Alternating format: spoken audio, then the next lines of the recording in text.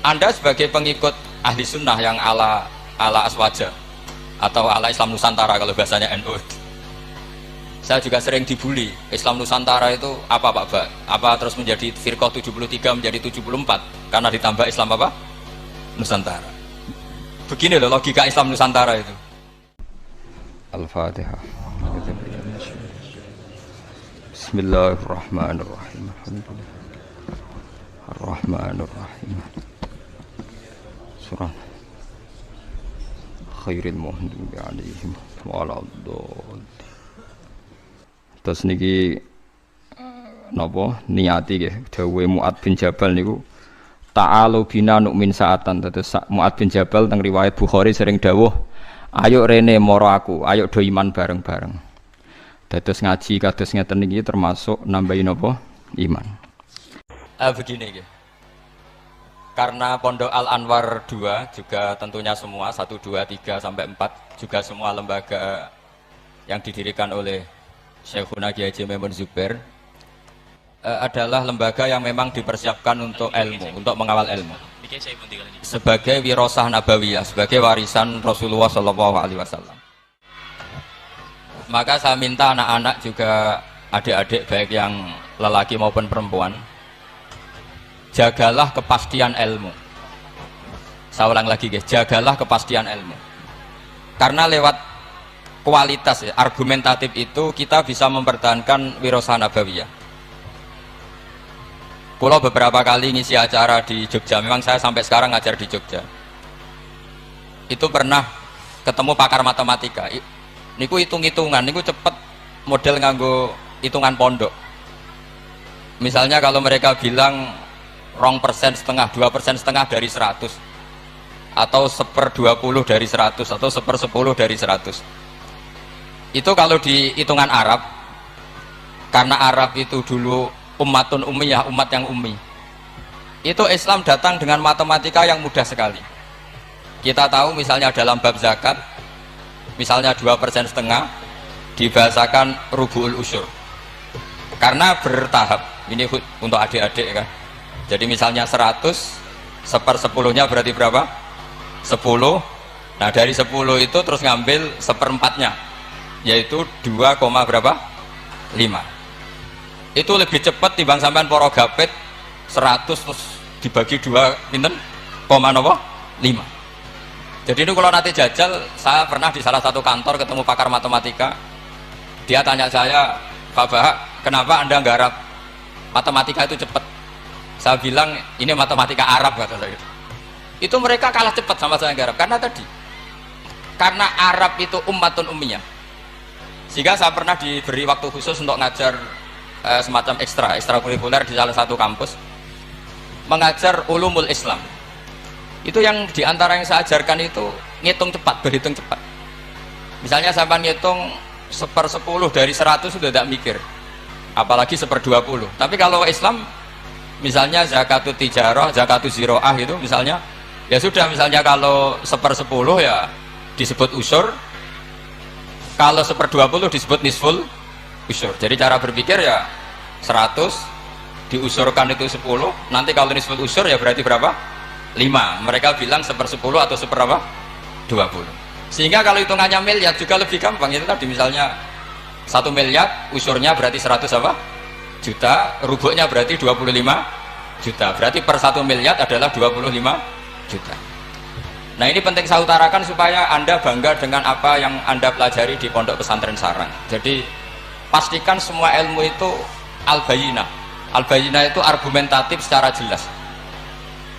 Kita-kita ini yang mengkaji Quran, mengkaji tafsir, itu betapa bangganya kita jadi muslim, jadi mukmin.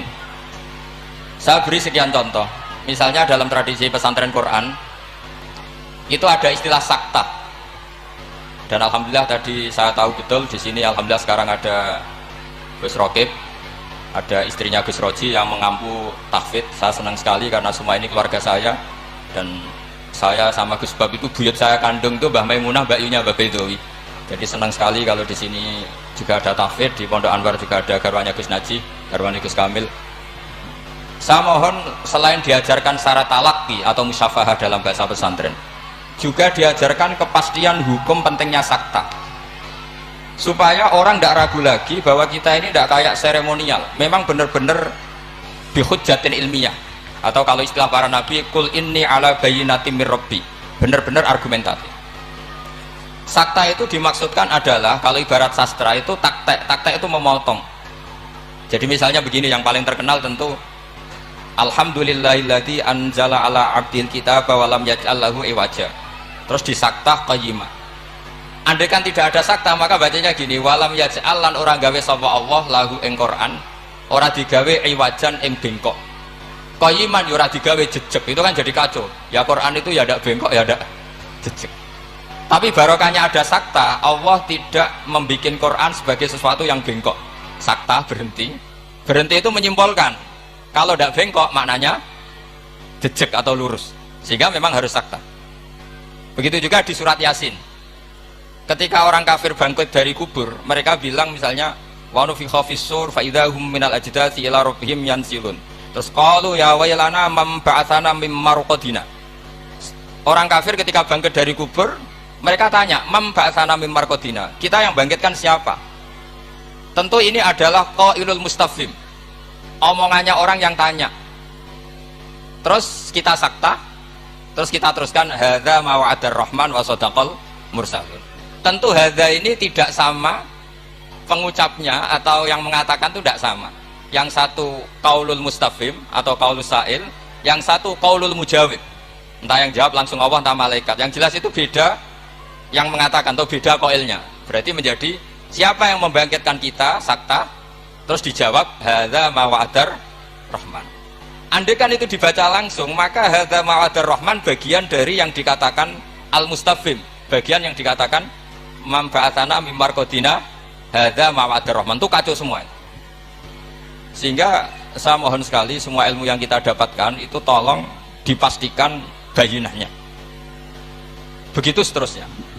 Dulu Syekhina Kiai Haji Maimun Zubair itu sering gojlok, yasinan kok ora roh wakaf, itu kata beliau. Beliau itu paling enggak seneng kalau santri yasinan gini misalnya, fala yazunka qauluhum inna na'lamu ma yusirun, itu enggak seneng sekali beliau. Karena tentu maknanya itu fala yazunka qauluhum Muhammad, kamu jangan risau oleh apa yang mereka katakan. Kalau kamu baca langsung inna na'lamu itu jadi maqaulul qaulnya qauluhum. Yang mereka katakan adalah inna na'lamu ma yusirruna wa ma yu'linu. Itu tentu kacau, secara makna kacau.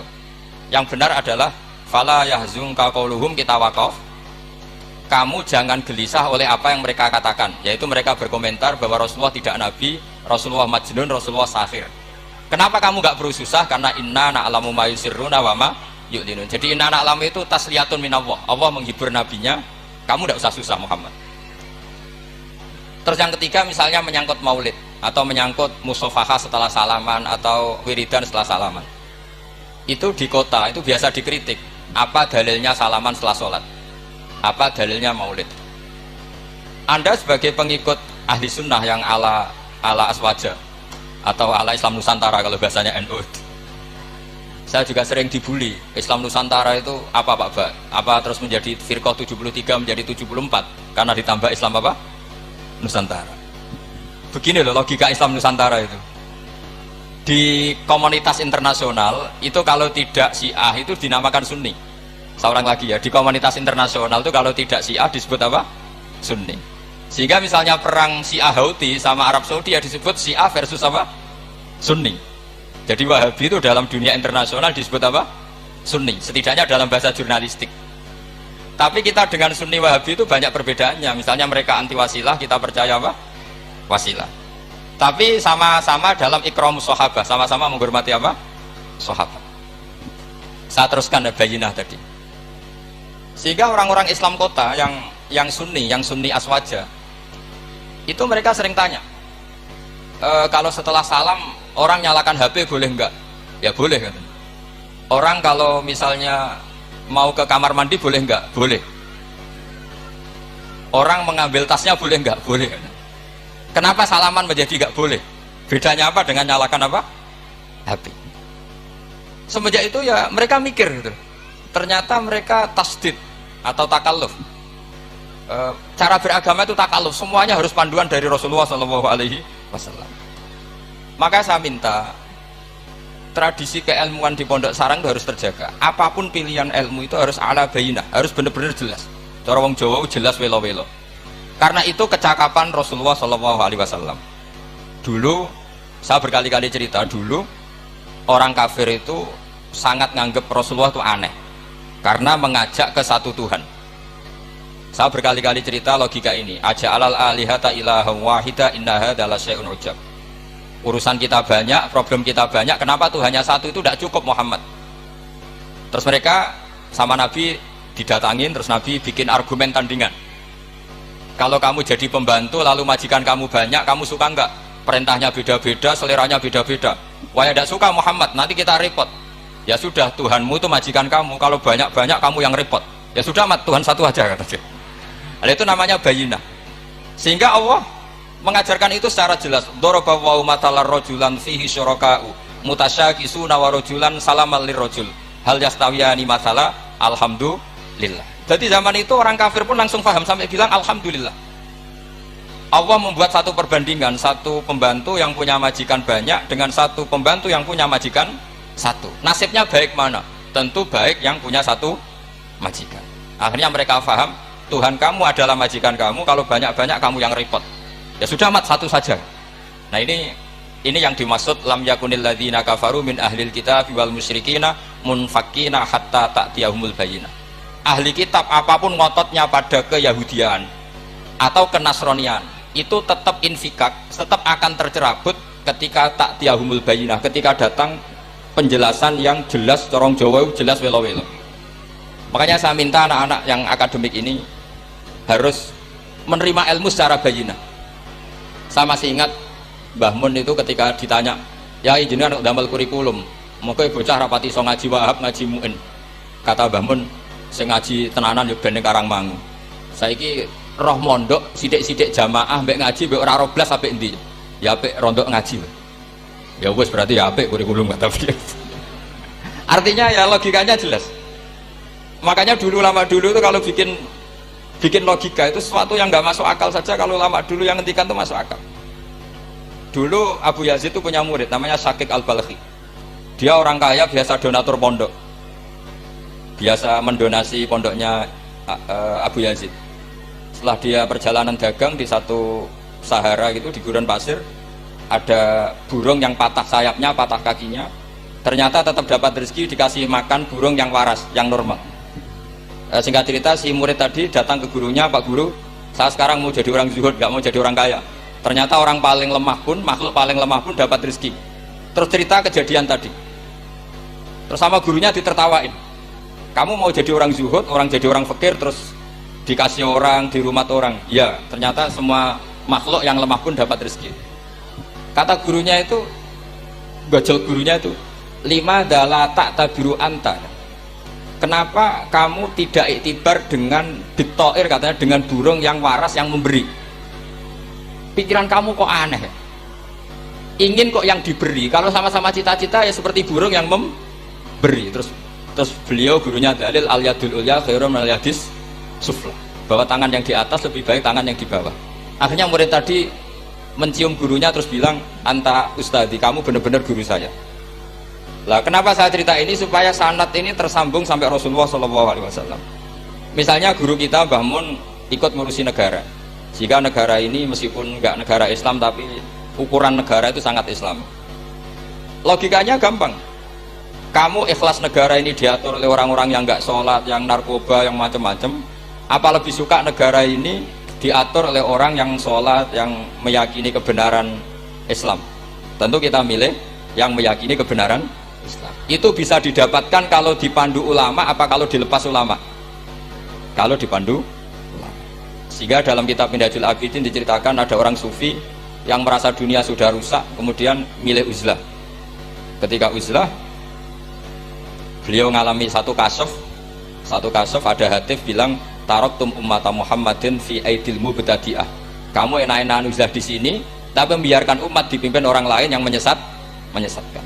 Jadi mungkin kalau kita kumpul orang itu dosa, wong ngrasani, bedolok wong wedok, macam-macam. Tapi ketika meninggalkan umat ini berarti kamu biarkan dipimpin orang lain, dan orang lain ini bisa tidak ahli sunnah, bisa orang yang sangat menyesatkan. Berarti uzlah juga punya sisi dosa. Akhirnya ulama ini kembali ke masyarakat dan menunggui masyarakat mengawal mazhab ahli sunnah apa? Wal jamaah. Jadi saya mohon adik-adik terlatih bahwa semua ilmu itu ala bayinah. Qul inni ala bayinatim mir rabbi. Semua nabi itu punya kemampuan menjelaskan. Itu yang disebut lam yakunil ladzina kafaru min ahlil kitab wal musyrikina munfakina hatta ta'tiyahumul bayyinah. Nah, kemampuan menjelaskan ini harus dimiliki anak-anak santri. Anak-anak Anwar 2 yang anak-anak masih belajar itu terutama harus belajar ilmu logika. Termasuk kitab kebanggaan saya itu kitab Syarah Bukhari. Beliau ketika menafsirkan hadis atau mensyarah hadis, salasun mangkunna fihi wajata halawatal iman. 3 hal ini kalau seseorang tahu atau faham maka menemukan halawatal iman, manisnya iman. Beliau mengartikan manis itu artinya enak. Enak itu nyaman. Nyaman itu tidak iskal, tidak galau. Terus beliau mencontohkan, andaikan agama ini tidak masuk akal maka kita akan galau selama-lamanya. Terus beliau menyontohkan, alam ini kata Allah, saya ulang lagi ya, alam ini kata Allah itu diciptakan oleh zat yang super, yaitu kalau oleh ilmu kalam disebut wajibil wujud.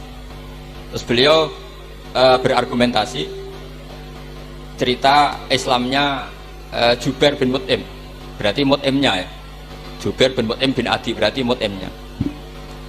Dulu zaman Nabi itu juga sudah ada orang ateis, orang ateisme. Kalau bahasa Arab dulu itu al-mu'attilah, kalau bahasa Arab sekarang itu biasanya disebut syuyu'i. Orang-orang ateis itu nggak mau mikir, pokoknya bumi ya ono, langit ya ono, sebabnya apa ya mbah, pokoknya ono. Terus sama Islam diterangkan, Dalalah Mut'im ini datang ke Medina sebagai negosiator Asra Badrin, tawanan Badar. Dalalah Rasulullah pas baca surat Wattur wa kitabim mastur fi raqim mansur. Di antara itu ada ayat am khuliqu min ghairi syai'in am humul khaliqun.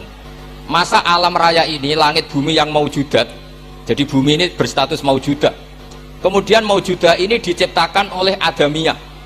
Jadi kalau kamu berfaham ateis, artinya hadhil maujudat khalaqahal adam, ini semua yang maujud diciptakan oleh sesuatu yang tidak wujud. Kata Ibnu Hajar al Asqalani, andaikan Islam datang seperti itu, kamu tidak bisa tidur, akal kamu tersiksa. Karena kamu profesor kayak apa tidak bisa menemukan logika hadhil maujudat khalaqahal adam, bahwa maujud ini diciptakan oleh ketiadaan. Tapi Islam datang tidak seperti itu. Hadhil maujudat khalaqaha wajibul wujud, ini maujudat diciptakan oleh zat yang wajib wujud, yaitu Allah Subhanahu wa ta'ala. Nah, dengan berpikir seperti itu ahlul akli nyaman. Nah, nyaman ini kata Ibnu Hajar al Asqalani menjadi halawatul iman. Jadi halawatul iman itu dimulai dari bayina, satu kejelasan yang sangat argumentatif yang kita insya Allah lanal tifitu yaminan walasimalan, sudah ada kemana-mana lagi. Nah, ini yang dimaksud Allah Subhanahu wa ta'ala, yusabbitu walladzina amanu bil qaulif sabiti fil hayatid dunya wa fil akhirah. Jadi logika ini mapan sehingga kita misalnya jadi TKI sekalipun di negara Korea, di negara Uni Soviet, tetap bawa tauhid. Karena logika tauhid, logika sing sibghatullah wa man ahsanu minallahi sibghah. Logika yang dibangun oleh guru-guru kita. Zaman anak-anak sekolah di musola, zaman TPQ, TPA, semuanya dibangun bahwa di antara sifat Allah pertama adalah sifat wajibil wujud. Dengan sifat wajibil wujud maka logika kita terbangun. Gak mungkin maujudat ini diciptakan sesuatu yang tidak ada. Pasti namanya yang ada, faktornya ya ada, bukan tidak ada. Nah, itu termasuk kenyamanan berpikir. Terus ketiga, kenyamanan sosial. Agama ini mengajarkan baik sama orang tua, takzim sama guru, sayang sama anak-anak, sayang sama yang lemah. Makanya kata ulama-ulama dulu, laulam yakun ma ja'a bi Muhammadun dinan lakana fi aqlin nasi hasanan. Kalau saja yang dibawa Muhammad tidak diatasnamakan agama, itu pun menurut logika akal sesuatu yang baik. Karena agama ini hanya mengajarkan yang baik-baik saja. Jadi saya kira demikian. Pokoknya saya minta seminta-mintanya tradisi keluarga sarang bahwa semuanya bil ilmi itu harus dijaga. Karena ilmu ini pula yang sebetulnya yang kita berstatus warasatul anbiya. Al ulama warasatul anbiya, dan itu tentu bil ilmi.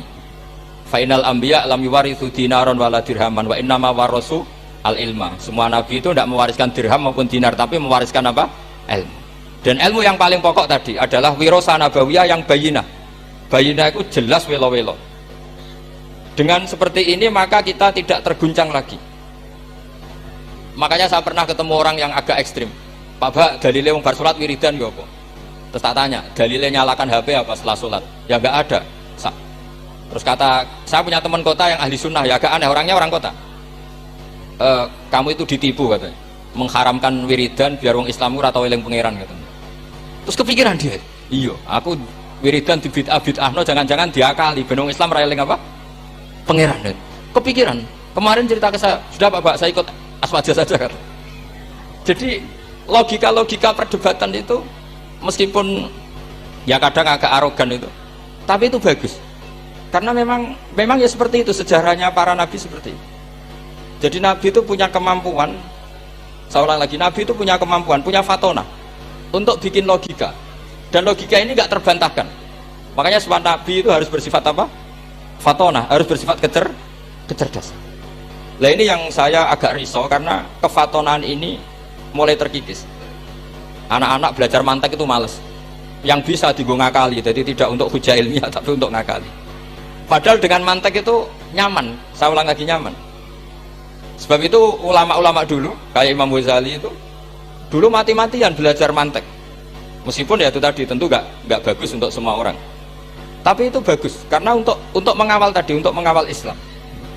Misalnya begini, saya pernah ditanya, Pak Bahak, kenapa Islam itu menghalalkan ghanimah?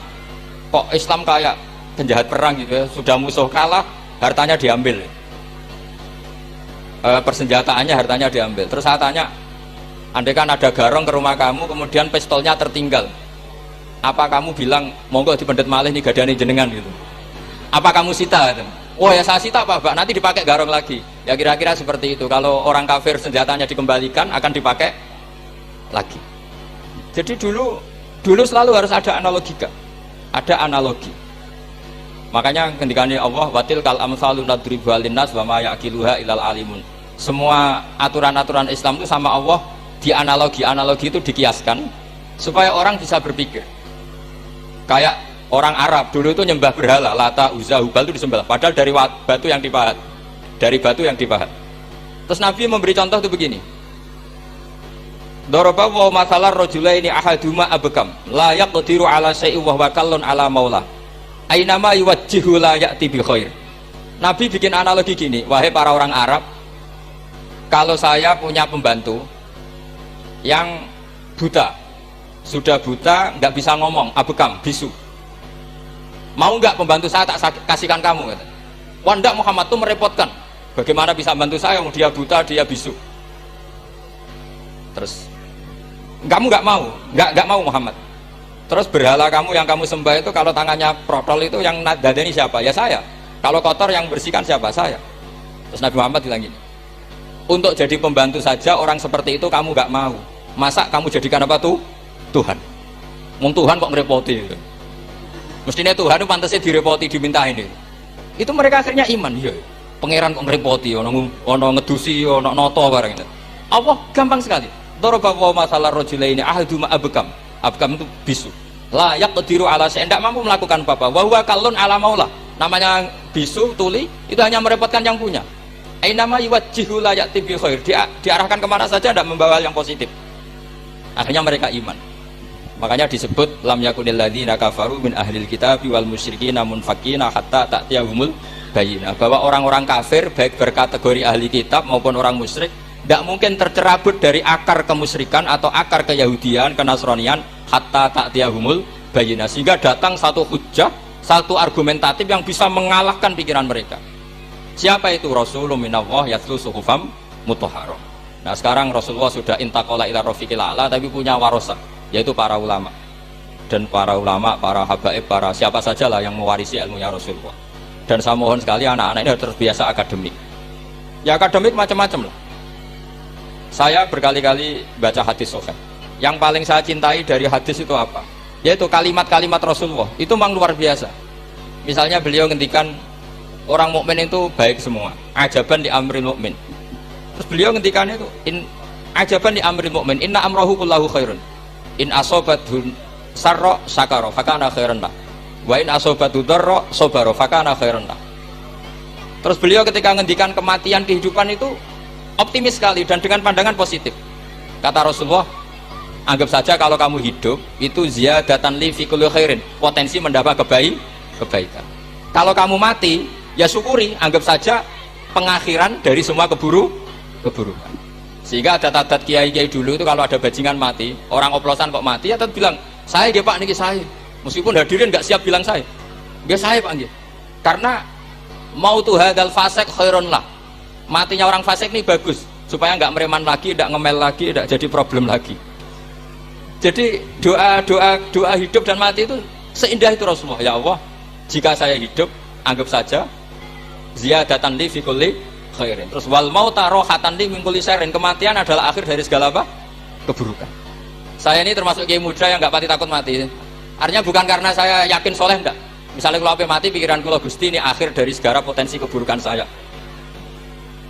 Artinya kagum saya bukan masalah takut dan berani, enggak.